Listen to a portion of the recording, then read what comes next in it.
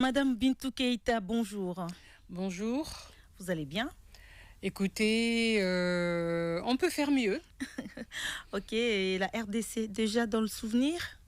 Absolument pas, ça ne peut jamais rester un souvenir. Alors, qu'est-ce que vous n'avez pas pu réaliser en tant que SRJ en RDC? Écoutez, déjà, quand vous me posez la question, ce que j'ai pas pu réaliser, il faut se rappeler que on n'est pas une seule personne. C'est pas un seul effort qui fait en sorte qu'on obtient des résultats. On obtient des résultats quand on travaille en équipe, qu'on est soutenu par des équipes, qu'on est soutenu par des partenariats solides avec les autorités du pays, au niveau de la capitale, au niveau des provinces, et même au niveau des provinces avec les autorités locales, et qu'on est soutenu par les populations. Donc, très clairement, je ne peux pas dire que tout a été fait à 100%. Puisqu'il y a encore beaucoup de situations de souffrance pour la population. Et ça me touche énormément. Et je ne peux pas dire non plus que dans les situations de souffrance, de déplacement des populations, la situation humanitaire qui est quand même extrêmement problématique, et le reste, pour des questions de financement, pour des questions d'accès, de dire, voilà, j'ai accompli tout. Et encore une fois, je répète, je ne peux absolument pas prendre crédit pour ce qui est le travail de toutes les composantes de la mission, de tous les partenaires qui accompagnent la RDC et de l'autorité congolaise qui est responsable dans des citoyennes de son propre pays, de la population. D'accord. Et quelles ont été vos plus fortes réalisations pendant ces mandats, durant le mandat que vous avez occupé? Alors, quand vous parlez encore une fois de mon mandat, je vais insister sur le mandat de la mission qui s'appelle MONUSCO, qui est un mandat vous avez dirigé, qui a été donné. On vous parle comme dirigeant, on vous parle pas comme l'individu qui gère tout. Voilà. Là, on sait, mais on veut avoir votre avis étant que dirigeant de la mission, on va dire ça. Tout à fait. Alors, la mission, la MONUSCO, a sauvé des centaines de milliers de vies au quotidien, continue de protéger des centaines de milliers de vies au quotidien.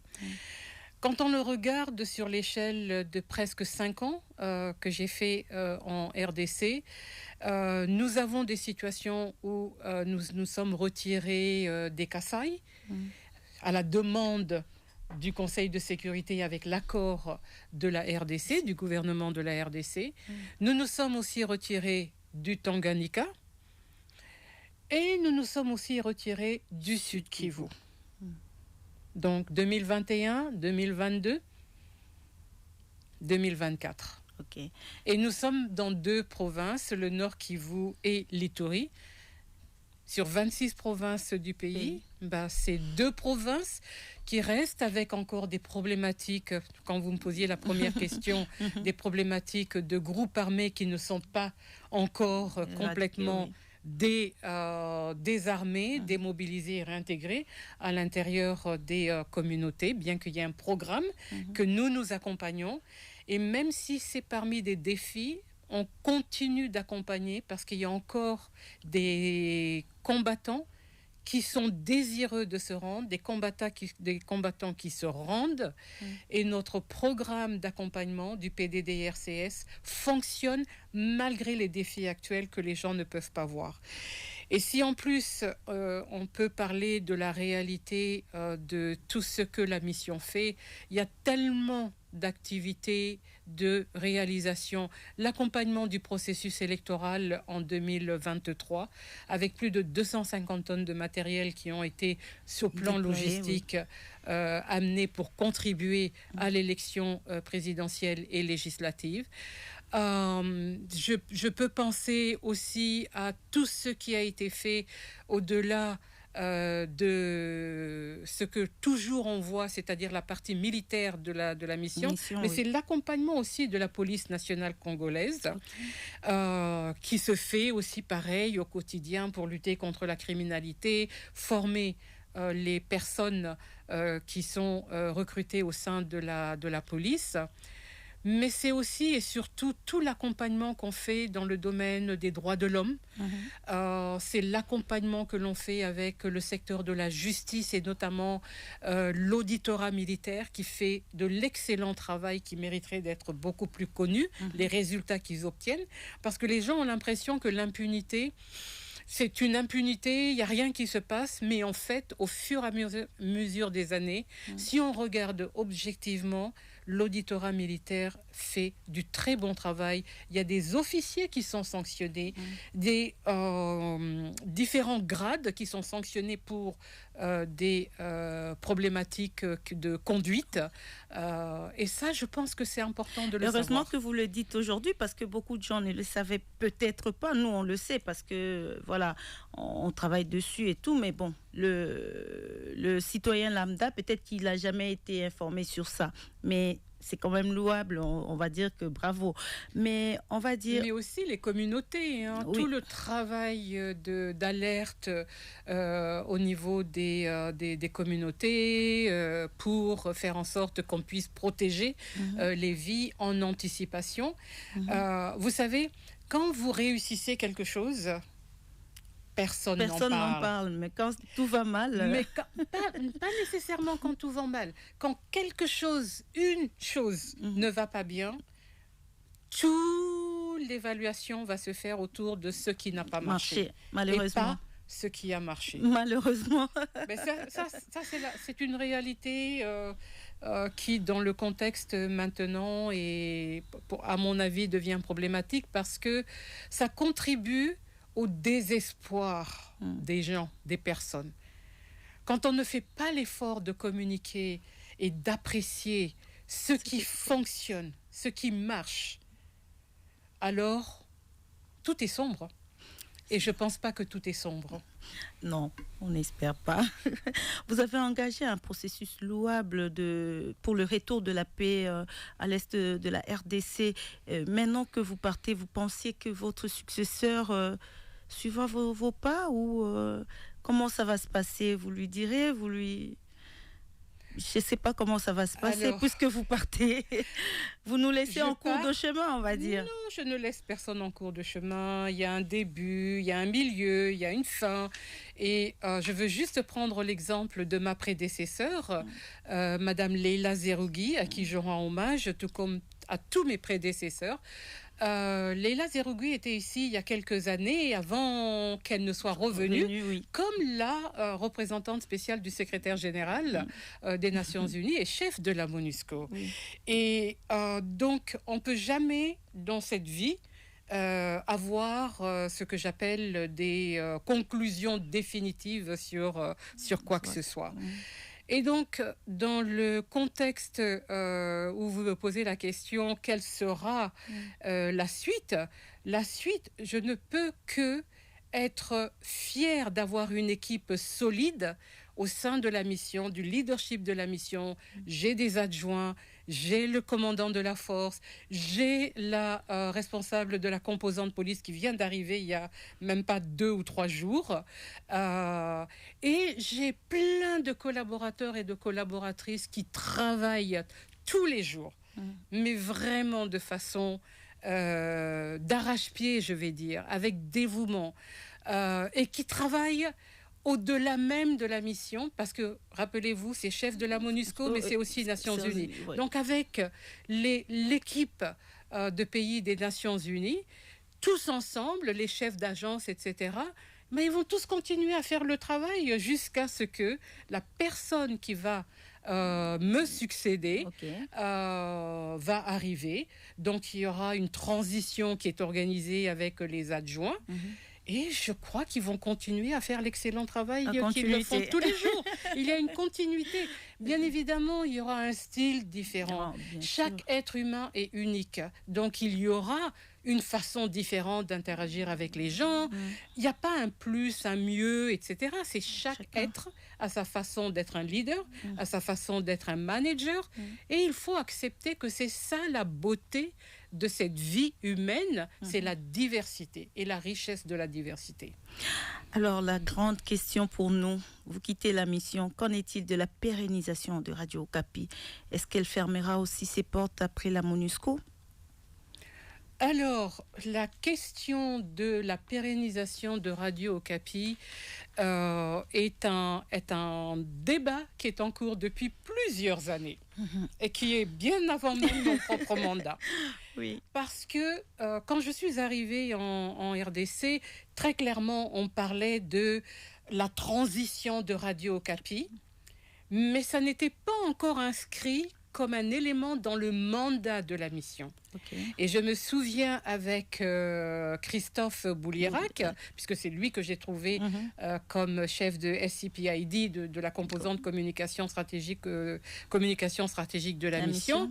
On s'est battu pour que le mandat reflète une préoccupation spéciale par rapport à la continuité de Radio Okapi, de gérer ça dans une transition qui permette que ce bien national, parce que c'est pas juste le bien des Nations Unies, c'est considéré comme un bien national.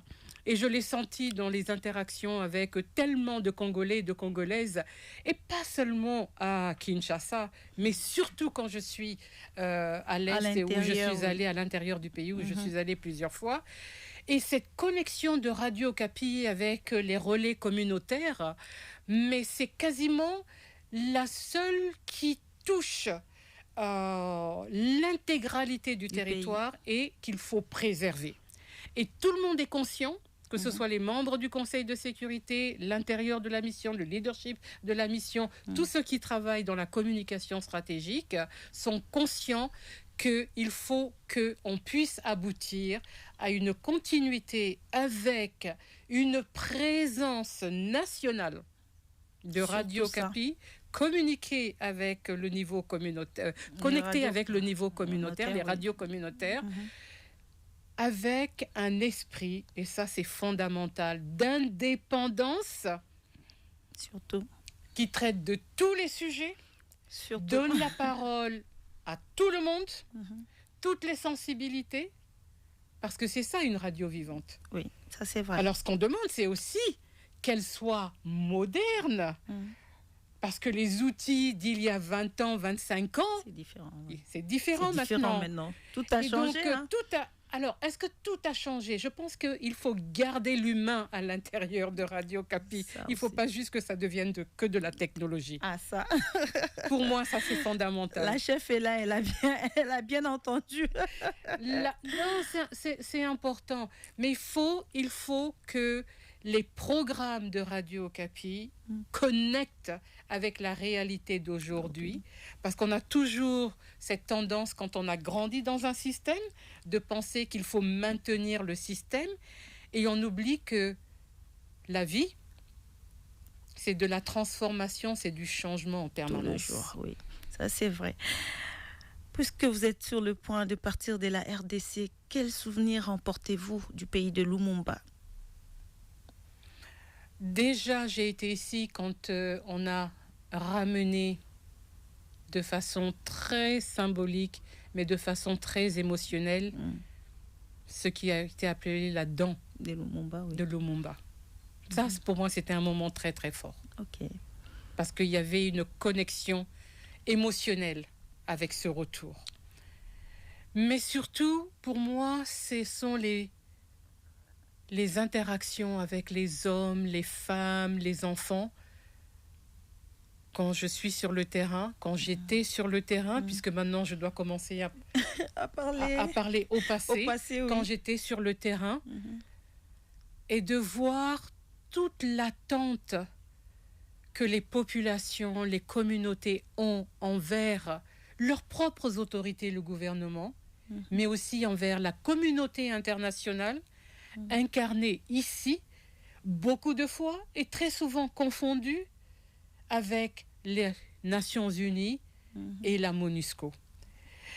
Et si je peux me permettre, c'est de dire que cette qualité de relation humaine je l'ai ressenti systématiquement à chaque moment où on s'est assis pour écouter les personnes parler de leur situation, parler de leur souffrance. Mais surtout, j'ai été admirative de la résilience de toutes ces personnes, ces femmes, ces hommes, ces jeunes gens, ces enfants. Et rien que ça, je pars de la RDC, mon cœur restera toujours connecté à la RDC et la cause de la RDC, dans quelque chose que je ferai puisque je pars à la retraite, je vais aller me reposer d'abord. La cause de toutes ces personnes que j'ai côtoyées, que j'ai rencontrées, je continuerai de la porter d'une autre manière. Parce que ce qui est juste est juste. Et il faut continuer à soutenir parce qu'il faut que la paix arrive à un moment donné en RDC. Merci. Et Madame Bintou Keïta, après la MONUSCO, vous quittez la MONUSCO, qu'est-ce que vous allez faire après? J'ai plusieurs passions. Ma passion première, c'est les êtres humains. C'est d'accompagner, c'est de transmettre. Et c'est de faire en sorte que les leaders de demain soient connectés avec les besoins des populations. Et que ce soit un sens de service pour la population. Parce que quand on regarde, pas seulement pour la RDC, parce que je regarde toujours le monde, je regarde notre continent, l'Afrique, je regarde le monde, je me dis qu'aujourd'hui, on perd beaucoup la notion de servir, de service. Et donc, je vais m'intéresser aux jeunes gens, aux jeunes femmes, aux femmes qui ont envie de contribuer à la paix, à la sécurité, au développement. Sous quelle forme? Je ne sais encore le dire, mais je trouverai le chemin. Ok, madame, franchement, j'aimerais vous garder même pour toute la soirée si c'était possible.